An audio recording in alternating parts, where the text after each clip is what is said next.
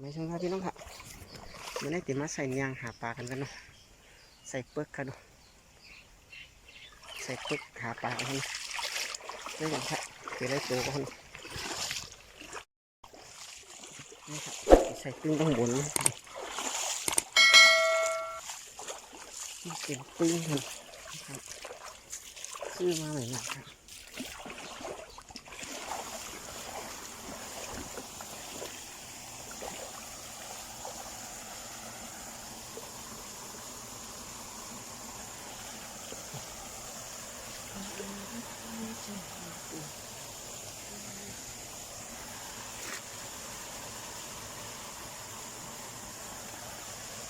ใส่ยังตึ้งนะครับ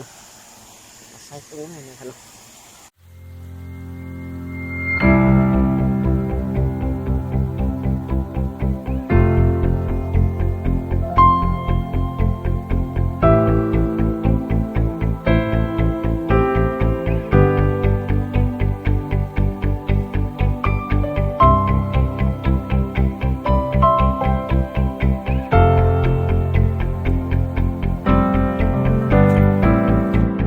พี่น้องผัดใส่เนื้อย่างขนมใส่เนื้อย่างแล้วก็พร้อมนะครับตาลปี๊บ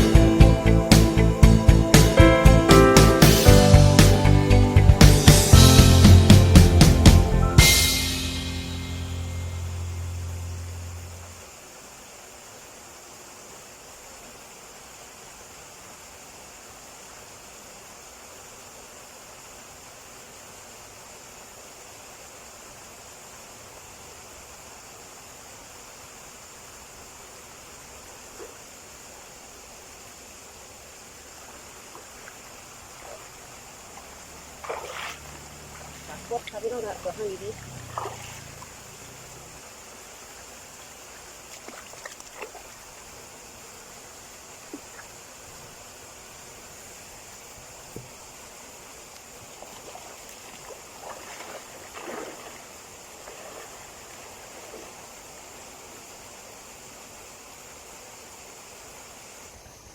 ปลา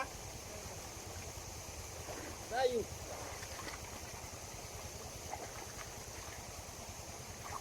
ได้2-3 ตัว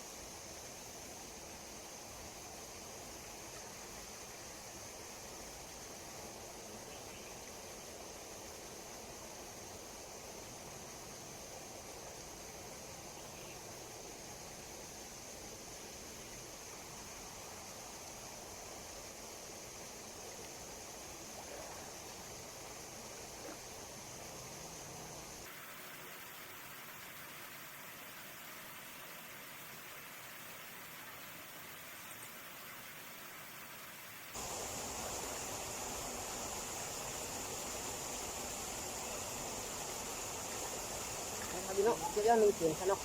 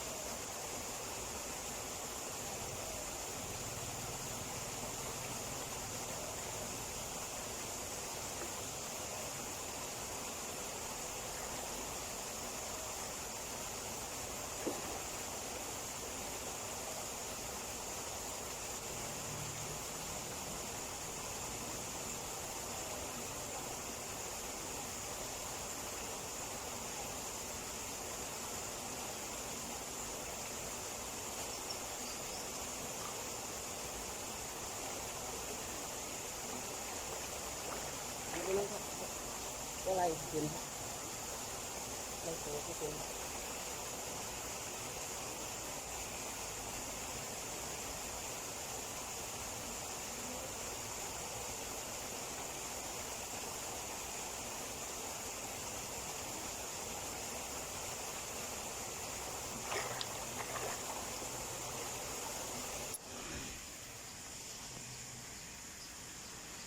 โอเคครับ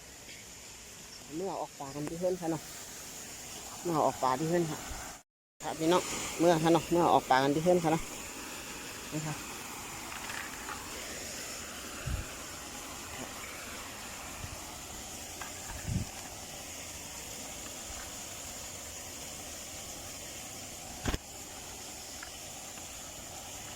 อันนี้ใหญ่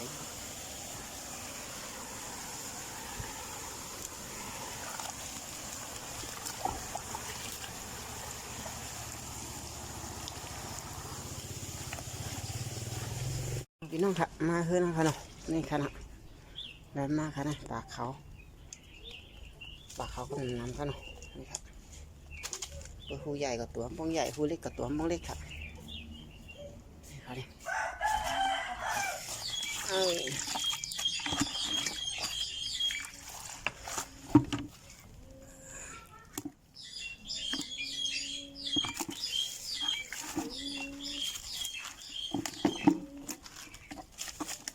เอาออกปลากันนั้นเนาะเดี๋ยวไรก็หือได้จังหวะค่ะ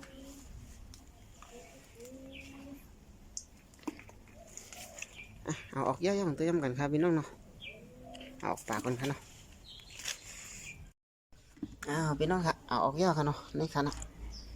ได้หมอยลูกค่ะนะปลาลำปลากดปลาขาวค่ะเนาะปลาปอกโอเคค่ะปอกค่ะนี่ค่ะเนาะตัดปากกันค่ะพี่น้องได้มากเนาะ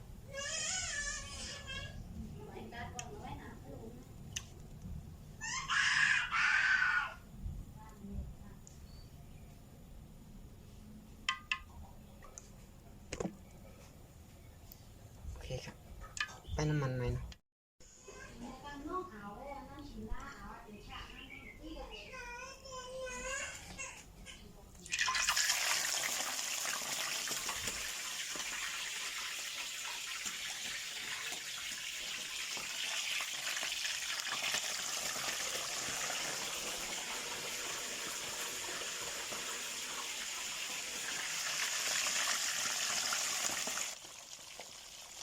โคทามองกันกำไม่โคทามองนะกำไม่โคทามองกันนะ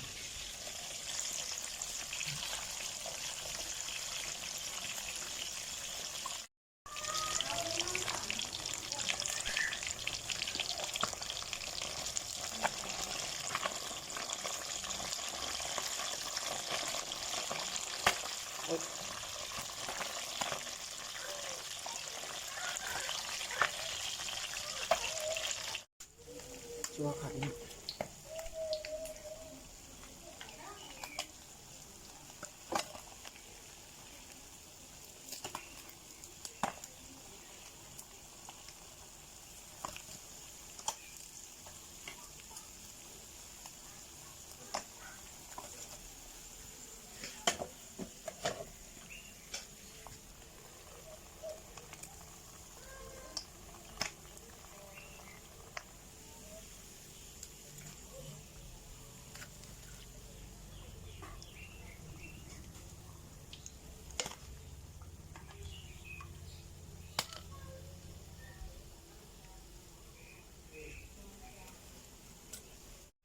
พี่น้องครับใส่เนียงไว้ค่ะเนาะนี่ครับใส่เปลือกไว้ค่ะ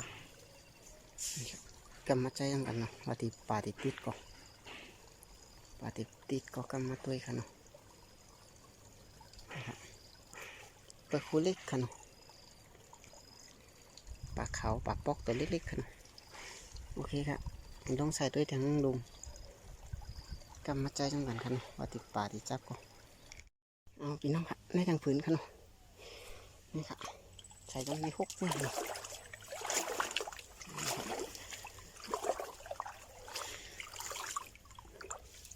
โอ้หลดโอ้หลดราคามันไก่ปลาวางนี่ค่ะนี่ปลาขาวนี่ค่ะมันไก่ปลาวางค่ะเนาะมันดิกยกขึ้นมานี่ค่ะ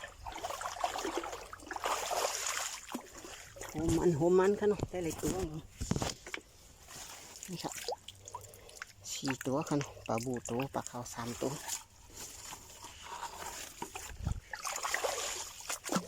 ตั้งใจครับพี่น้องตั้งดูมันผืนกันต้องบนผืน3 ผืนครับน้าต้องกับทั้งหมด3 ผืนทั้งนี้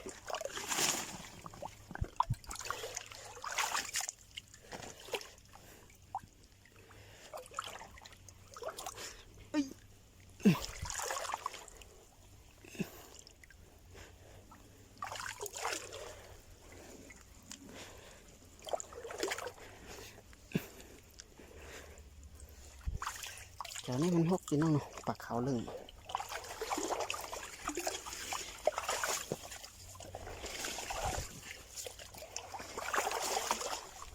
ยังเคยขึ้นลุมครับย่อก็เคยขึ้นข้างบนครับปลาติดกับ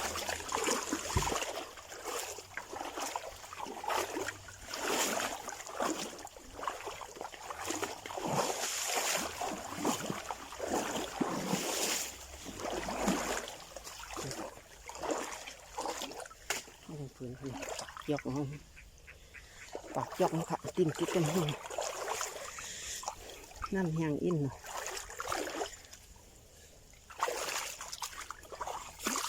น้ำแห้งอินปากยกตีหลังค่ะค่ะปากขาวกัน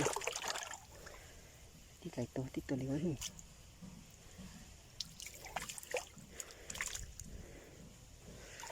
นี่มันโตขึ้นตัวที่ต้องลงนี่ห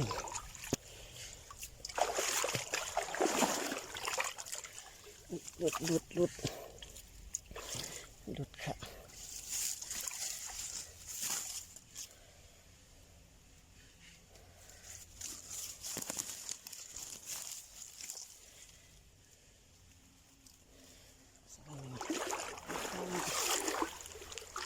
ตัวเดียว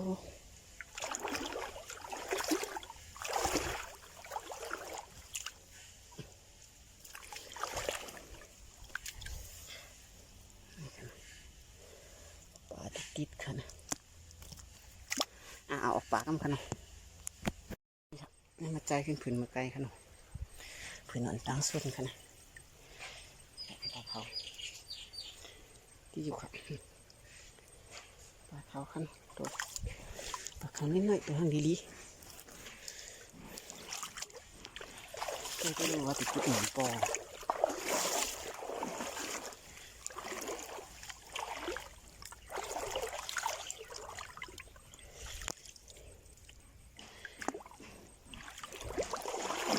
เดี๋ยวนี้เห็ดติดก่อนเนี่ย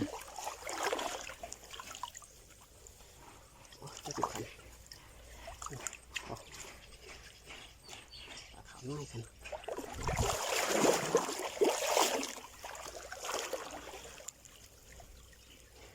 นี่ครับปลาบูเห็นเนาะเขาเนี่ยปลาบู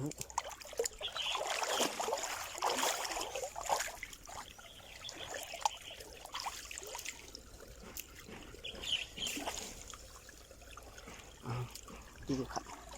เพราะอะไรอยู่คัน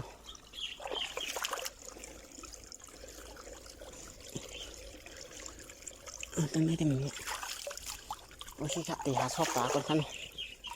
มีในหกในหูเดี๋ยวออกมาเอาค่ะพี่น้องมาคัน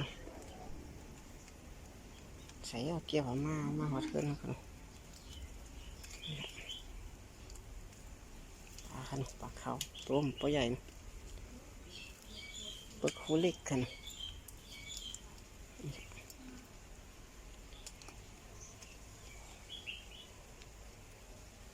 ได้อยู่ครับปลาเลยน้ำนี่ครับ